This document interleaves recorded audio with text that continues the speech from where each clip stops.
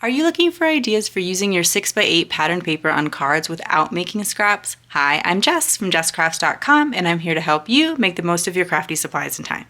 So let's get making. Today I'm going to use a Simple Stories 6x8 paper pad, Spooky Things. This was a free gift with purchase a little while ago from scrapbook.com, and I thought so maybe some other viewers would have received this free gift with purchase and like some ideas. So I'll use that one today. And we are using 6x8 paper busting template for A2 cards number 26. I have 30 ideas for 6x8 paper into A2 cards with no patterned paper scraps. Many of them are available for free download at jesscrafts.com, individual download, or you can purchase a pack in the Etsy shop. This one is only available in the pack in the Etsy shop, but they are also packaged in groups of 10. So if you have some of the previous ones and you just need some of the newest designs, that's always the way that I structure them. Okay, so I want to pick some pattern paper from this collection. This collection has some interesting features I'll talk about real quick. Just again, if you have this pattern paper pack from that free gift, it has some of these larger designs. I did an entire video about how I would use large 6x8 pattern paper. You could, of course, with the double-sided paper, always just use the backside. But if you're looking to use some of these large designs, I will link that video in the video description or over here in the corner if I know how to do that. And there's also this large design. There are, in this paper pack, these like cut apart embellishments. Again, of course, you could use the backside, but I did go ahead and take one of the sheets because there's two of each sheet and I already cut them apart. So you can see there, those are all cut. There's also a piece of paper that has tags and I cut those apart as well already. However, I decided to cut the tops off of the tags. So you see that's just that strip of paper that's left, that's the top of all the tags. I'm gonna use the back side probably just for like the inside of cards, maybe for sentiments or something like that. And then I don't like to always use tags because I always feel like I need to punch a hole and put some string through it and such. So being able to cut them off works well for me. Also, in this particular case, so often I was able to just cut the tops off without ruining the design. You know, sometimes they extend a little bit into that area, so I think it really worked out today. And then this also does have some 3x4 cut aparts. So there's a lot of like embellishments in with this particular pattern paper set. If I need to pick something for today's card, this is a little bit tricky just because there are so many like embellishments and unique papers and such going on in this particular paper pack. There was like this paper with the flowers on one side and the dots on the other. I thought that was a good opportunity to maybe make a non-Halloween card from this Halloween collection, which is something I try to think about sometimes. Or even this pumpkin paper. I think this could make a great fall card without being Halloween in case you just don't need a lot of Halloween cards. Although like I mentioned, you can always donate cards. Some organizations I don't think I mentioned that, yeah.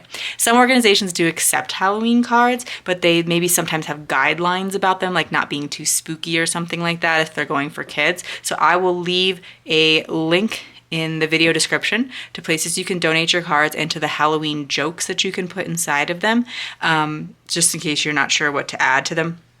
But anyway, so I'm going to avoid that skull paper because that's a little on the scary side. And then a lot of the papers, like this one has the stripes, which I think if I cut these 1-inch strips from the background, from the stripes, I won't be getting the stripes exactly. So I don't think that will work out. I do want to pick a paper that has kind of more of a simple side here, just because I want to put that in my like main focal point area.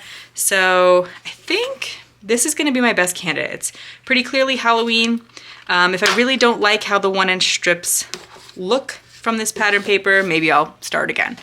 But okay, so the measurements for this particular sketch are, I'm going to start by cutting 2 inches off the side. So I'm going to have 2 inches by 8 inches. And when using tools like paper trimmers, please follow all manufacturer's safety instructions. So you cut 2 inches off. Take this 2-inch piece. This does work with directional patterned paper. If I hadn't said that before, this collection has a lot of directional pattern paper, and I have tried to generally focus on making sure that my sketches for 6x8 cards work with directional pattern paper because it's so common. I'm going to use the back sides, so the striped sides for each of these. Then here, I am going to take the rest of this. This is 4 by 8 inches. I'm just going to cut 1-inch strips and 4 of those for each card. You can kind of keep them grouped together since they are going to be lined up on the cards. You might want to be able to kind of puzzle them back together. I'll maybe talk a bit more about that later. And so then we're going to cut 7, 6, 5, very simple measurements today. 4, 3, 2, and 1. I always have to be a little bit more careful when I'm working on that smaller bit of paper, which is why I like to kind of cut from the end so I'm not constantly working with a small bit of paper.